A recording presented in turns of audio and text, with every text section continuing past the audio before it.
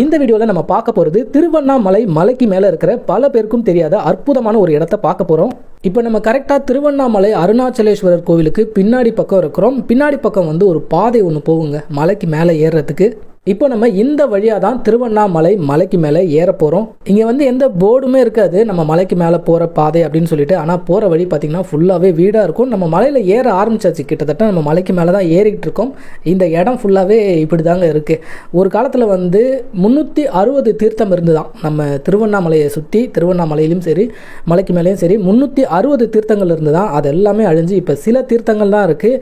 இந்த மலைக்கு நம்ம மேலே நம்ம ஏறி போகிற வழியில் ஒரு தீர்த்தத்தை பார்க்க போகிறோம். ரொம்பவே அதிசயமான ஒரு தீர்த்தம். மலைக்கு மேலேயே எவ்வளோ வீடு பார்த்தீங்களா? நம்ம ஏறி வந்த வழி தான் ஃபுல்லாகவே வீடு தான் இருக்குது ரெண்டு பக்கமும். திருவண்ணாமலைக்கு நிறைய பேர் வருவாங்க. கோவிலில் சாமியை பார்த்துட்டு கிளம்பிடுவாங்க, இல்லைனா கிரிவலம் போவாங்க, இல்லை இங்கே இருக்கிற ஆசிரமங்களை பார்ப்பாங்க. ஆனால் திருவண்ணாமலை மலைக்கு மேலே இருக்கிற இந்த அற்புதமான இடத்த நிறைய பேர் பார்க்காம மிஸ் பண்ணிடுவாங்க. 2 வருஷத்துக்கு முன்னாடியே மலையில் இருக்கிற இந்த இடத்த நம்ம சேனலில் வீடியோவை நான் எடுத்து போட்டிருக்கேன். ஆனால் இப்போ நிறைய சப்ஸ்கிரைபர் வந்துட்டாங்க. அவங்களுக்காக மறுபடியும் இந்த அற்புதமான இடத்த நம்ம பார்க்க போகிறோம். மூச்சு திணற நம்ம மலைக்கு மேலே கொஞ்சம் தூரம் ஏறி வந்தாச்சு. மலைக்கு மேலே வந்தோடனே இங்கே வந்து ஒரு ஆசிரமம் தான் நம்ம முதல்ல பார்க்குற மாதிரி இருக்கும். இதுக்கப்புறம் நிறைய ஆசிரமங்களை பார்ப்போம். இங்கே இருக்கிற ஆசிரமங்களெல்லாம் நம்ம போய் பார்க்கணும்னா தாராளமாக பார்க்கலாம். ஆனால் நம்ம வந்து இப்போ நேரம் மேலே போகிறோம். இந்த திருவண்ணாமலைக்கு மேலே கந்தாசிரமம் அப்படின்னு சொல்லிட்டு ஒரு இடம் இருக்குது. அதுக்கப்புறம் ரமண மகரிஷி வாழ்ந்த ஒரு குகை இருக்குது, விருப்பாக்ஷா குகை. இது ரெண்டையும் பார்க்கறதுக்காக தான் நிறைய பேர் மலைக்கு மேலே வருவாங்க. பெரும்பாலும் வந்து ரமணர் ஆசிரமத்திலேருந்து மேலே ஏறி வருவாங்க. அது ரொம்ப தூரம். ஆனால் நம்ம போகிறது ரொம்ப ஷார்ட்டான ஒரு வழி. இங்கே ஒரு போர்டு வச்சுருக்காங்க பாருங்கள், மாமரத்து குகைக்கு போகிற வழி அப்படின்னு சொல்லிட்டு போர்டு வச்சுருக்காங்க. இந்த இடத்துல நிறைய இந்த மாதிரி கோவில் இருக்குங்க. இது எல்லாமே வந்து இங்கே வாழ்ந்த சித்தர்களுடைய ஜீவ சமாதி இருக்கிற கோவில்கள். ஏன்னா திருவண்ணாமலைக்கு மேலே நிறைய சித்தர்கள் வாழ்ந்தாங்க. ஒவ்வொரு குகையிலையும் பார்த்தீங்கன்னா ஒவ்வொரு சித்தர்களுடைய ஜீவ சமாதி இருக்கும். நம்மளுக்கு நேரம் இருந்தால் எல்லாத்தையும் நிச்சயமாக பார்க்கலாம். இப்போ நம்ம தீர்த்தம் இருக்கிற இடத்துக்கிட்ட வந்துட்டோம். திருவண்ணாமலைக்கு மேலே இருக்கிற இந்த அற்புதமான தீர்த்தத்துடைய பெயர் வந்து முளைப்பால் தீர்த்தம் அப்படின்னு சொல்கிறாங்க. இந்த இடத்துல போர்டு வச்சுருக்காங்க, இது வந்து புனிதமான தண்ணி, குடிக்கிறதுக்கு தான், குளிக்கிறதுக்கு கிடையாது அப்படின்னு. நம்ம நடந்து வந்த பாதையை அப்படியே திரும்பி பாருங்களேன், எவ்வளோ உயரத்துக்கு நம்ம ஏறி வந்திருக்கோம். இந்த பக்கம் பாருங்கள் எவ்வளோ பெரிய மரம்லாம் இருக்குது. இந்த திருவண்ணாமலையை நம்ம கீழே இருந்து பார்க்குறப்ப காஞ்சி போன மாதிரி தான் தெரியும். ஆனால் இங்கே எவ்வளோ பெரிய மரங்கள்லாம் இருக்குது பசுமையாக. இப்போ நம்ம உள்ளே போய் அந்த அற்புதமான முளைப்பால் தீர்த்தத்தை பார்க்க போகிறோம். இதுதாங்க திருவண்ணாமலைக்கு மேலே இருக்கிற நம்ம பார்க்க வந்த அற்புதமான முளைப்பால் தீர்த்தம்.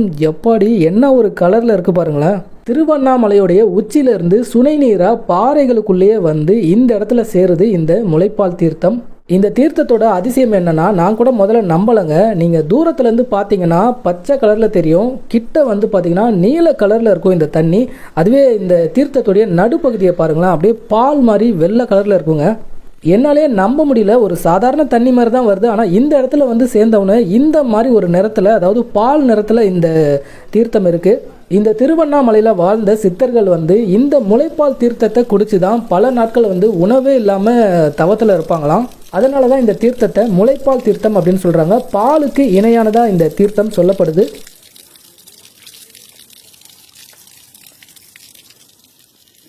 மலை உச்சியில இருந்து எந்த ஒரு பாதையும் இல்லாமல் இந்த மாதிரி பாறை இடுக்கு வழியாக தான் இந்த தண்ணி வந்து இந்த தீர்த்தத்துக்கே வருது. இந்த தீர்த்தத்தை தாய்ப்பாலுக்கு இணையாக சொல்லப்படுது. அதே மாதிரி பல நோய்களை குணப்படுத்தக்கூடிய ஒரு தீர்த்தமாகவும் இந்த தீர்த்தத்தை சொல்கிறாங்க. நிறைய பேர் இங்கே வந்து பாட்டிலில் வந்து பிடிச்சிட்டு போகிறாங்க. இந்த குளத்தை பார்க்க அதிசயமாக தாங்க இருக்குது. அதோடைய கலர் வந்து உண்மையாகவே நம்மளை அப்படியே கவர்ந்து இழுக்கிற மாதிரி இருக்குது. அதே மாதிரி இந்த தீர்த்தத்துடைய நிறம் வந்து காலநிலைக்கு ஏற்ற மாதிரி மாறும் அப்படின்னு சொல்கிறாங்க. மழைக்காலங்களில் சுத்த வெள்ளையாகவே இருக்குமா இந்த தீர்த்தத்துடைய நிறம். இந்த திருவண்ணாமலைக்கு மேலே ஏறுறதுக்கு 60க்கும் மேற்பட்ட வழிகள் இருக்குது அப்படின்னு சொல்கிறாங்க. நம்ம ஏறி வந்த பாதை பார்த்திங்கன்னா முளைப்பால் தீர்த்த பாதை அப்படின்னு இந்த பாதைக்கு பெயர். ஏன்னா இந்த வழியில் நம்ம வந்தோம்னா முதல்ல வந்து இந்த முளைப்பால் தீர்த்தத்தை தான் பார்ப்போம். அதுக்கப்புறம் தான் மலைக்கு மேலே போக முடியும். மலைக்கு மேலே இருக்கிற கந்தாசிரமம், அதுக்கப்புறம் விருப்பாக்ஷா குகையை பார்க்க வர பெரும்பாலான பக்தர்கள் பொதுமக்கள் பார்த்திங்கன்னா ரமணர் ஆசிரமம் வழியாக மேலே ஏறி வராங்க. அவங்க வந்து அந்த இடத்த பார்த்துட்டு அப்படியே போயிடுறாங்க. இந்த முளைப்பால் தீர்த்தத்தை வந்து பார்க்கறது கிடையாது, மிஸ் பண்ணிடுறாங்க. ஸோ நீங்கள் திருவண்ணாமலைக்கு மேலே ஏறுறதா இருந்தால் இந்த முளைப்பால் தீர்த்த பாதை வழியாக ஏறி பாருங்கள். இந்த அற்புதமான தீர்த்தத்தை நம்ம பார்த்துட்டு அதுக்கப்புறம் மலைக்கு மேலே போகலாம். இந்த சுனைநீர் தீர்த்தம் எந்த காலத்துலையுமே வத்தாது அப்படின்னு சொல்கிறாங்க. எல்லா காலங்களையும் இதே அளவு தண்ணி எப்போவுமே இருக்குமா. இந்த தீர்த்தத்துக்கு நடுவில் ஒரு கிணறு இருக்குது பாருங்கள், அதுலேருந்து பைப் வச்சு தண்ணி எடுக்கிறாங்க. எந்த ஒரு மோட்டருமே இல்லை, ஆனால் அதுவே பம்ப் ஆகி போகுது தண்ணி. இங்கே இருக்கிறவங்க கிட்ட கேட்டேன், அவங்க வந்து இது மோட்டர்லாம் கிடையாதுப்பா, அதுவே வந்து ப்ரெஷரில் அப்படியே போகும் தண்ணி அப்படின்னு சொல்கிறாங்க. இதுவே வந்து எனக்கு கேட்கறதுக்கு ஆச்சரியமாக தான் இருந்தது. அப்படியே தண்ணி வந்து பம்ப் ஆகி அதுவே போதான். முளைப்பால் தீர்த்தத்தை பார்த்துட்டு இப்போ நம்ம இந்த வழியாக மலைக்கு மேலே ஏற போகிறோம். இந்த பாதையை பாருங்களேன், எவ்வளோ அழகாக அமைதியாக இருக்குது. ஏதோ ஒரு டீப் ஃபாரஸ்ட்குள்ளே போகிற மாதிரி இருக்குது. ஆனால் நம்ம அந்த விருப்பாக்ஷா குகையை தாண்டின பிறகு இதை விட அடர்த்தியாக இருக்கும் காடு. நிறைய லேடிஸ் வயசானவங்க கூட வந்திருக்காங்க.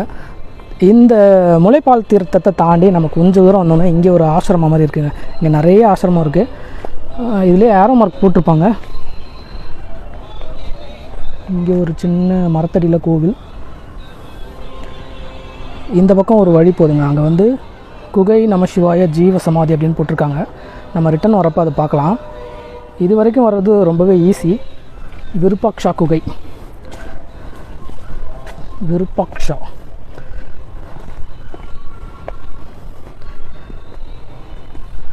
இங்கே நிறைய பேர் செப்பல் போடாமல் வராங்க. நடக்க முடியாதவங்க செப்பல் போட்டு வராங்க. ரொம்ப அமைதியாக இருக்குங்க. ரொம்ப ரொம்ப அமைதியாக இருக்குது. இங்கே வந்து தியானம் செய்கிறது நிறைய பேர் நடக்கும். 4:30 வரையும் ஓப்பனிங் டைம். நம்ம டைம் இப்போ 4:30. இந்த இடம் எவ்வளோ அமைதியாக இருக்குது பாருங்கள். திருவண்ணாமலைக்கு மேலே தான் இந்த அற்புதமான இடம் இருக்குது. நீங்கள் திருவண்ணாமலைக்கு வந்தீங்கன்னா மிஸ் பண்ணாமல் இங்கே ஒரு தடவை வந்துட்டு போங்க.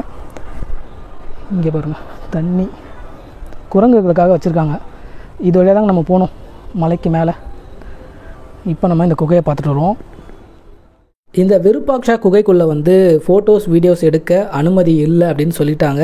உள்ளே என்ன இருக்கும் அப்படின்னு பார்த்தீங்கன்னா, ஒரு பெரிய பாறைக்கு கீழே குகை. அங்கே வந்து ஒரு படுக்கை அறை, அதுக்கப்புறம் பார்த்தீங்கன்னா ஒரு சிவலிங்கம் இருக்கும். ரொம்ப அமைதியாக இருக்கும். அங்கே உட்காந்து நிறைய பேர் வந்து தியானம் பண்ணிட்டு இருக்காங்க.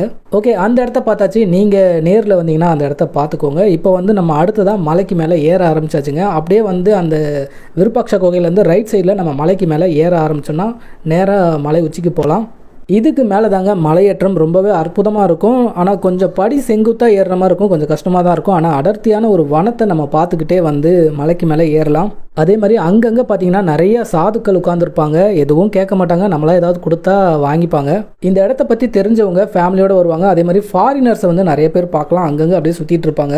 இப்போ ஃபேமிலியாக இறங்கி போயிட்டு இருக்காங்க பார்த்தீங்களா. அவங்களாம் வந்து ரமணர் ஆசிரமத்துலேருந்து ஏறி கந்தாசிரமத்தை பார்த்துட்டு இப்போ கீழே விருப்பாக்ஷா குகை நம்ம பார்த்தோமே அந்த குகையை பார்க்கறதுக்காக போயிட்டு இருக்காங்க.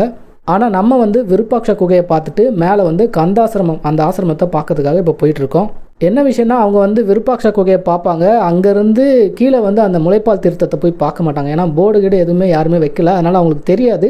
மறுபடியும் வந்து மலைக்கு மேலே ஏறி அவங்க ரமணர் ஆசிரமத்துக்கு போயிடுவாங்க. அப்பா, இருக்க ஹைட்டாக ஏறுது. திருவண்ணாமலை, அருணாச்சலேஸ்வரா, அண்ணாமலையானே, எவ்வளோ அற்புதமான ஒரு வனம். பார்க்கவே மனசுக்கு அமைதியாக இருக்குது. இந்த தண்ணி சத்தம், குரங்கு சத்தம், பூச்சியோட சத்தம், அதுக்கப்புறம் ஒரு அமைதி. இதாங்க நம்ம வந்த வழி. இப்போ மறுபடியும் இப்படி போகணும். உண்மையாகவே செமையாக மூச்சு வாங்குது. பாறையாக இருக்குது, அதுவும் நல்லா கொஞ்சம் செங்குத்தாக ஏறுதா, அதனால் அப்படி இருக்குது. இங்கே ஒரு குட்டி மினி ஃபால்ஸ். இதில் இருந்தால் சத்தம் வருது. இதுதான் அந்த ஃபால்ஸ். இப்போவே இப்படி இருக்குன்னா அந்த காலத்தில் எப்படி இருந்திருக்கும் பாருங்கள். இந்த வண்டி சத்தம்லாம் இல்லாத காலம், யாருமே இல்லாமல் அமைதியாக முனிவர்கள்லாம் இங்கே நடமாடி இருப்பாங்க.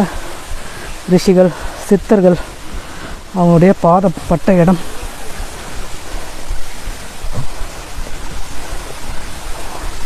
இந்த அருவி சத்தம் தாங்க கீழே வரைக்கும் கேட்குது.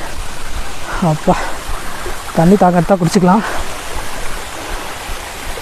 இந்த இருக்கு பாருங்கள், இந்த வெட்ட வெளியான பாறை. இந்த பாறையை தான் நம்ம கீழே கோயிலேருந்து கூட பார்க்கலாம். ஒரு பெரிய ஃபேமிலி நம்ம முன்னாடி நடக்க முடியாமல் நடந்து போயிட்டுருக்காங்க. திருவண்ணாமலைக்கு மேலே இப்படி ஒரு அருவி ஓடுது.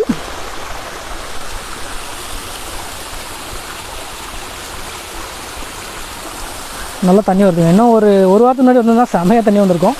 ஆனால் மேலே அலோவ் பண்ணியிருக்க மாட்டாங்க. சரி, இப்போ நம்ம நடக்க ஆரம்பிப்போம். வேறு லெவலில் செங்குத்தாக ஏறுது. இந்த இடத்துல இருந்து கோவிலை பார்க்கலாம். இதுக்கப்புறம் ஒரு வழி போகுது.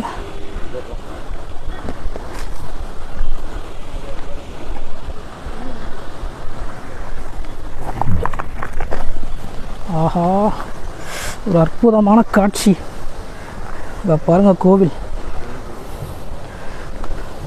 இந்த வியூ செம்மையாக இருக்கு. மலைக்கு மேலே இருந்து திருவண்ணாமலை கோவிலுடைய பிரம்மாண்டத்தை பார்க்குறதே ஒரு தனி அழகு தாங்க.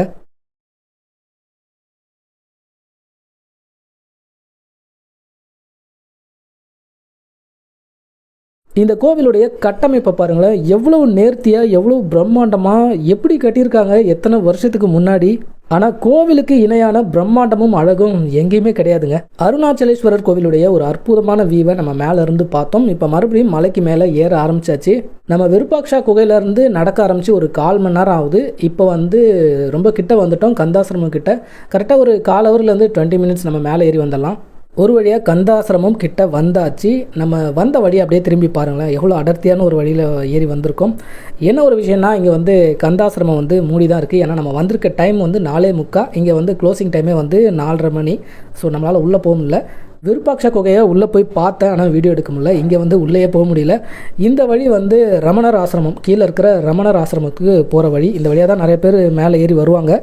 இந்த மலைக்கு மேலே 4:30 மணிக்குள்ளே வந்தால் தான் நம்ம எல்லா இடத்தையும் பார்க்க முடியும். நிறைய ஆசிரமங்களை அதுக்கு மேலே க்ளோஸ் பண்ணிடுவாங்க. 5 மணிக்கு மேலே நம்மளை மேலே ஏற விட மாட்டாங்க அப்படின்னு நினைக்கிறேன். அதனால் இப்போ நம்ம மறுபடியும் கீழே இறங்க ஆரம்பித்தாச்சு. இந்த இடத்துல இருந்து ஒரு வியூ பார்க்கலாங்க. இந்த அருணாச்சலேஸ்வரர் கோவிலை இந்த இடத்துல லெஃப்ட்டில் ஒரு வழி போது பாருங்கள். இதுதான் ஆக்சுவலாக நம்ம மலைக்கு மேலே ஏறி போகிற வழி. இந்த வழியாக போனோம்னா மலை உச்சிக்கு போகலாம். அந்த தீபம் ஏற்றுவாங்க பார்த்திங்களா, அந்த மலை உச்சிக்கு நம்ம போகலாம். இந்த வழியில் போகக்கூடாது அப்படின்னு சொல்லிட்டு போர்டு வச்சுருக்காங்க. ஆனால் நம்ம அங்கேருந்து வியூ மட்டும்தான் பார்க்க போகிறோம். நம்ம மலை உச்சிக்கு போக போகிறது இல்லை. அதனால் நம்ம நடந்து போகலாம். இந்த இடமும் எப்படி இருக்குது பார்த்தீங்களா, 2 பக்கமும் பாறை மரம் ரொம்ப அடர்த்தியாக இருக்குது.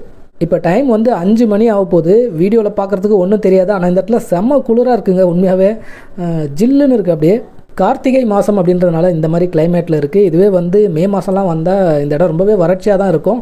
இந்த இடத்துல பாருங்கள், மேலேருந்து ஆறு ஓடி வர வழிங்க இது. நம்ம கீழே ஒரு அருவி பார்த்தோம் பார்த்திங்களா, அந்த ரூட்டு தான் இது. அங்கேருந்து தண்ணி ஓடி வந்து தான் கீழே போவோம். கீழே எல்லோரும் அந்த தீர்த்த தண்ணியை பிடிக்கிறாங்க பாருங்கள், பாட்டிலில் பிடிக்கிறாங்க. நம்மளும் ஒரு பாட்டிலில் பிடிச்சி தான் போகிறோம். தண்ணி ஆல்ரெடி இருக்குது, அதை ஊற்றிட்டு இந்த தண்ணி பிடிக்கணும்.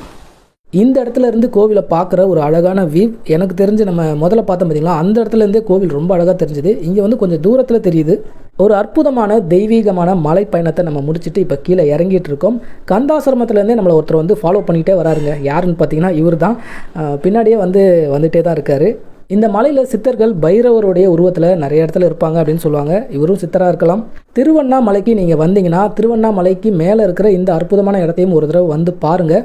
நிறைய பேருக்கு ஒரு சந்தேகம் இருக்கும், மலைக்கு மேலே ஏறத்துக்கு அனுமதி இருக்கா அப்படின்னு சொல்லிட்டு. கந்தாசிரமம் வரைக்கும் போகிறதுக்கு எப்போவுமே அனுமதி இருக்குங்க. யார் வேணால் மலைக்கு மேலே ஏறி போகலாம்.